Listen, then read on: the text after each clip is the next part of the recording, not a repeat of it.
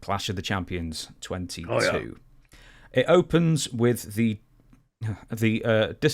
disappointing news that Heavy Metal Van Hammer is out of the main event that evening due to an injury.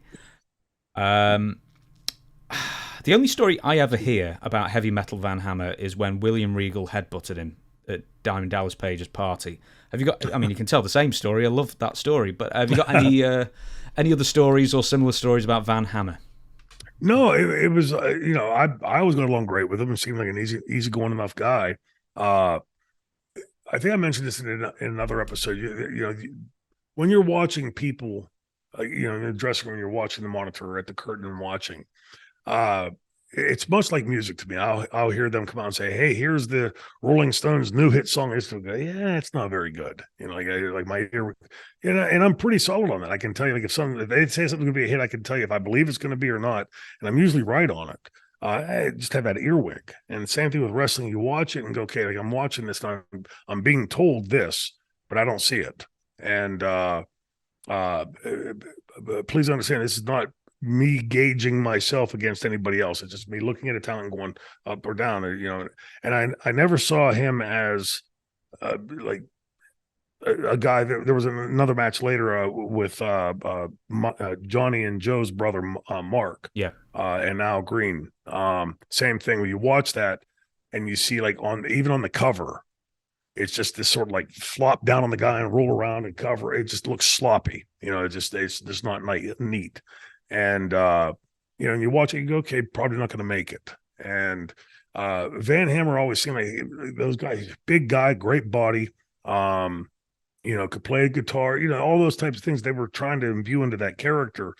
But again, ultimately, it's about the in-ring performance once you get inside those ropes. And when you see those bigger guys like that, that want to go out and try to show, hey, I can do like this move that Ray does, or that Benoit does, or whatever. Okay, great, you can do the move. Should you do the move? That's the real question. And at that point, you're just mimicking and sort of like attempting to be something that you shouldn't attempt to be. You have to understand what your character is, right? And like my character would never go in there and say have a match with Hulk Hogan where I'm going to bear hug him, right? He's twice my size. It would look silly. So the things that your character should do or would do and should or wouldn't do. And I think that for Van Hammer, that was like one of the things. It was the jumping shoulder butts and like trying to do the more aerial stuff instead of being that big bruiser guy that could have gotten in there and done that. But he had a great look. And at that time, when they're trying to create new characters and they see, rock music's big. They had the Rock and Wrestling Connection not long before. On paper, that you can see where their mindset was. But again, ultimately, it's just about like when you're looking inside the ring, and every wrestling show needs to have a curtain jerk and have a popcorn match just by proxy for where it is on the card. And I don't think it's happenstance when you go back and look at the people that became semi-main eventers and main eventers. It's certainly not a universal rule, but it's rare that you see somebody get into like one of those upper positions and go, "Ooh, he's terrible." Right? You can see where they've tried to do that in the past, and typically those characters don't work long term. But for the most part, you can tell that when somebody with intelligence is booking, because usually the people that ascend into those semi-mains and main events usually can carry the ball there. There's a whole lot of times, and it's just like in baseball, everybody's trying to hit a home run, right? Doesn't mean every player that steps up to the plate is going to hit that home run.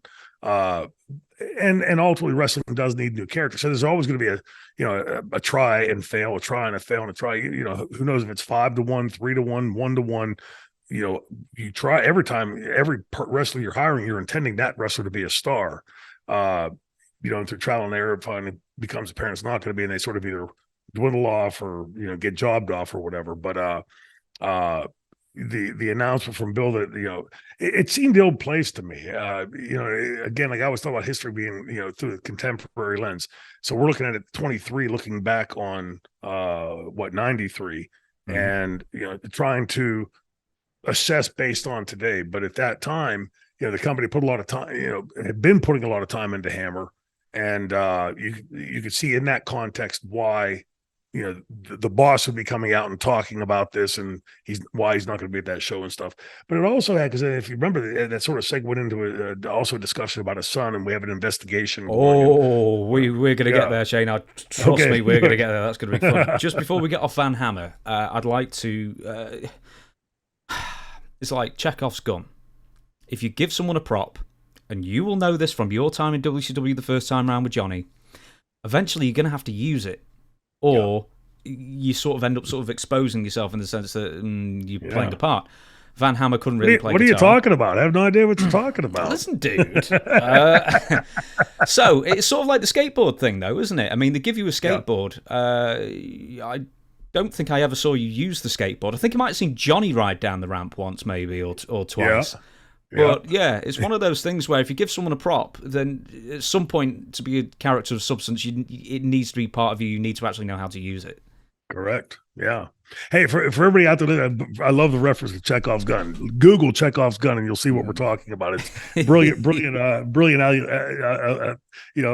allusion to point to. But like for me, I didn't know how to ride a skateboard. I never rode a skateboard. Even when I would try it, the problem was at TV. Pay-per-views and television tapings, there were always big TV cables, camera cables, lighting cables going across. You'd have to be damn what's the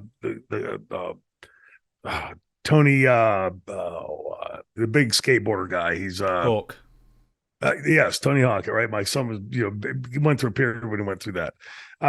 You're going to be exposed sooner or later. And I guess you're alluding to a Van Hammer with a guitar. And having that, it's there. What is it?